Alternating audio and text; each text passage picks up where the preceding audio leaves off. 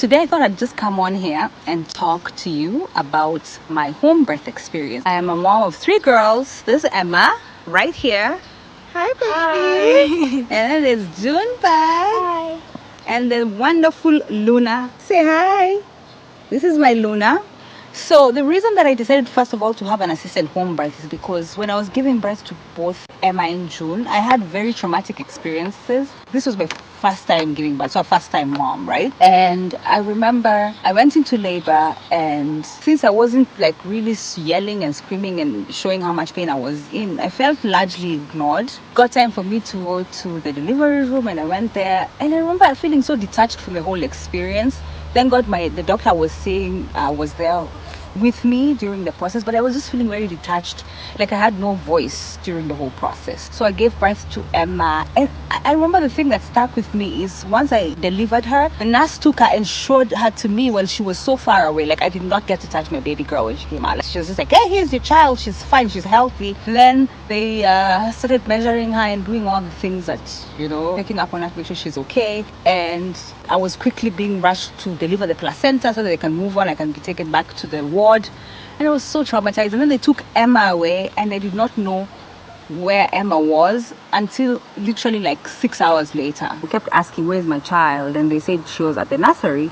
Really nothing was wrong with her. So like the whole experience was really just very traumatic for me. And when I was delivering June, I remember she almost even got stuck. Again, I wasn't yelling or screaming. Like I'm the kind of person who just take pain without causing a scene in a way. Or not that. I think people just labor differently. People labor differently. You cannot think you're better because you don't yell or scream. People have different ways of getting through something, and labor is a very painful process. So I'm just the kind of person who does not yell or scream because I try to reserve my strength. When it was time to give birth to June, I kept telling her, nurse, I'm going to push this baby out because I feel like the baby is coming out. She's like, no, you're fine, you don't look like you're in any pain. And I was like, I grabbed her by the hand and I was like, you are going to go check me out. Let's go. You need to examine me because really this baby is coming. So she went to check me and she was like, oh yeah, this is actually happening. And so she started rushing to get herself ready. And by that time I wanted to push already, and I started pushing because she told me, yeah, go ahead and push, thinking I was joking. I mean, it was again traumatic. But this one, the best thing about my second delivery with June, they gave me June once I gave birth to her. Like they cleaned her up real quick, but then they gave her to me. But then I swore to myself after that second delivery, I swore to myself that the next time I'm going to have a baby, I'm going to do a natural home birth. I wanted it to be an assistant, because the other thing with Emma and June's birth is I got induced both times, and let me tell you, induction is the worst. The pain is like tenfold because they try to rush the process. So I was induced both times, and I did not want any kind of medicine. I didn't want any kind of intervention. I remember after giving birth to Emma also, I was given some Oxycontin, whatever that medicine is, some pain relief medicine. I was just feeling all dragged out and strung out for days on end, even weeks, and I didn't like that feeling. So for the third delivery, I had purposed inside of myself,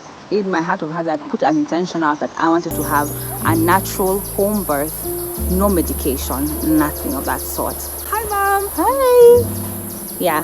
My mom's doing a vlog, you guys. I'm doing a vlog, and she's doing a vlog. And she's doing a vlog. And Luna is learning how to do a vlog. We are vlogging.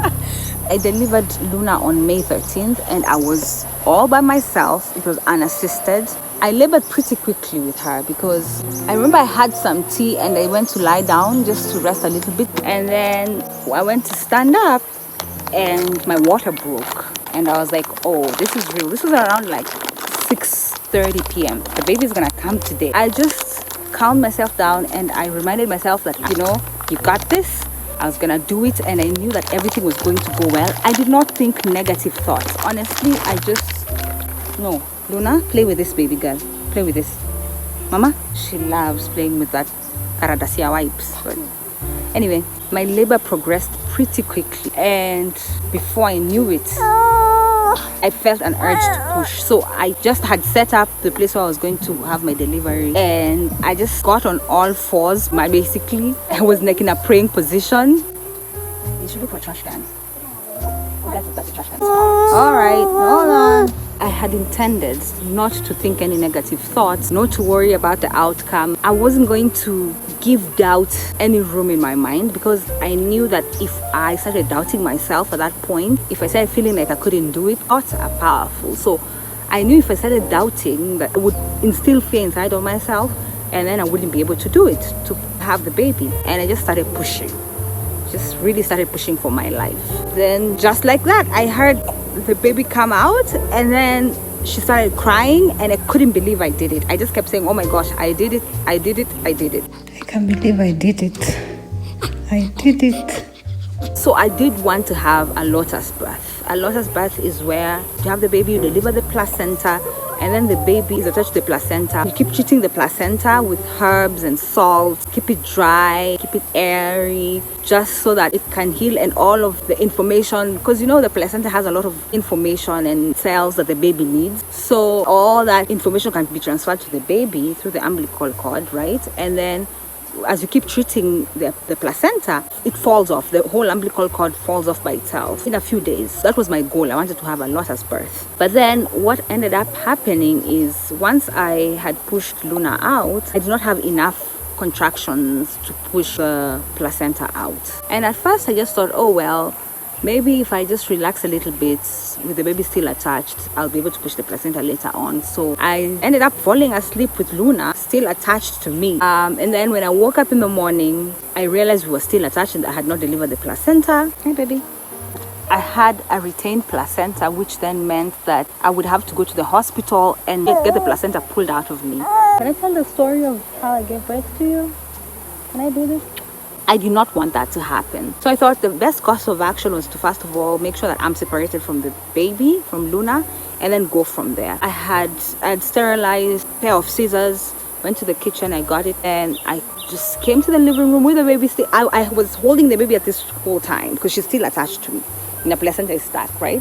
So I went to the living room and I just cut the umbilical cord. And then I just tried to push the placenta out again. Like, I had no contraction at this point, but I was just like, just really trying to get it out, because I was like, I don't want to go to the hospital. And then I decided to feel for the placenta, and I felt that some of it was coming out, but not all of it. I was like, hey, what are you gonna do here? Because are you just gonna go to hospital and get yelled at? Because you know how hospitals are, especially in Kenya, you get yelled at, a good one, for doing things your way. So I did not want to have that. So what I decided to do was I decided to pull the placenta out of me. So I literally just started pulling, and the placenta came out. I just pulled real hard and the placenta came out, and I was just so happy about that. And then from there, I just kept treating the baby.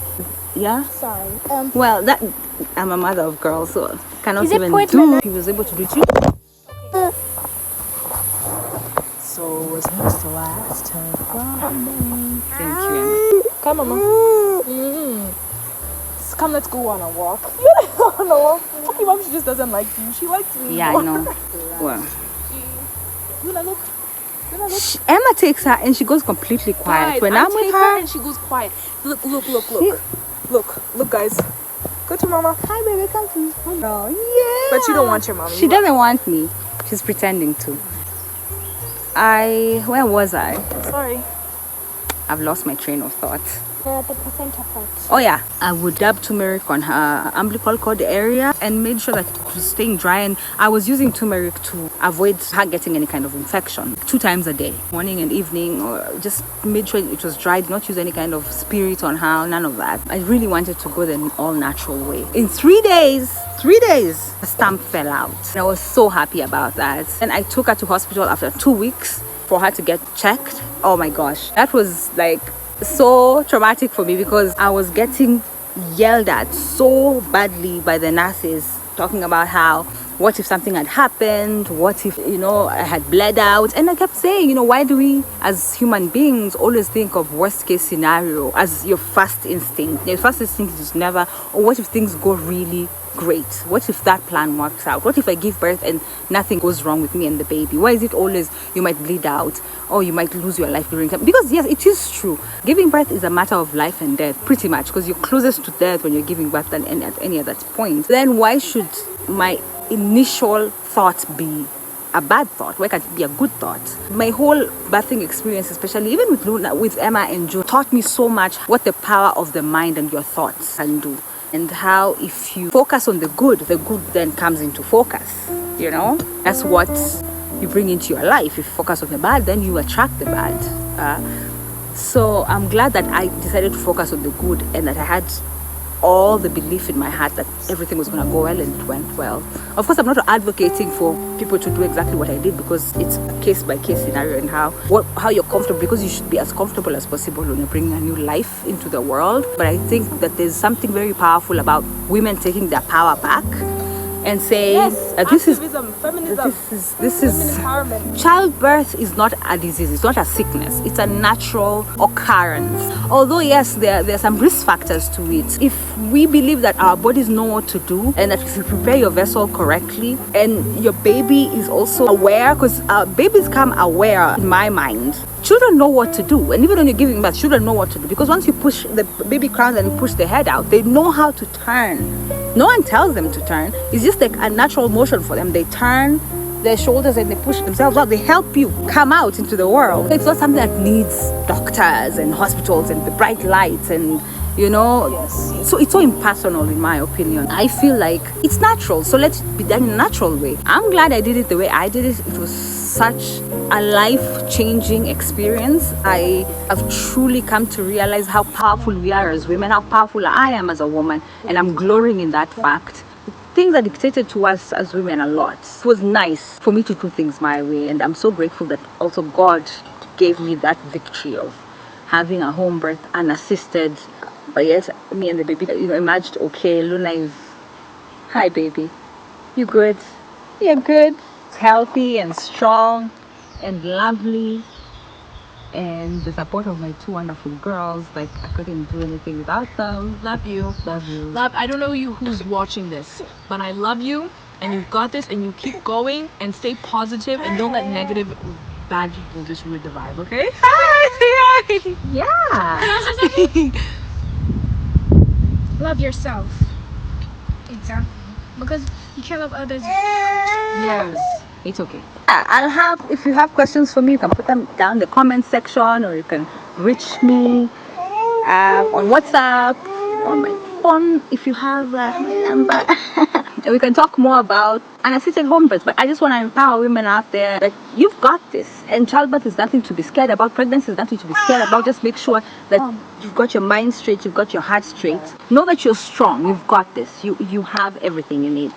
Love you all. Coming up with more content of anyway, I will be coming back. Anyway, I'll be coming on here to talk about different things as I'm led. But yes, this was a nice first trial for me. Mwah! Ciao, peace out. Ciao, ciao. Mwah.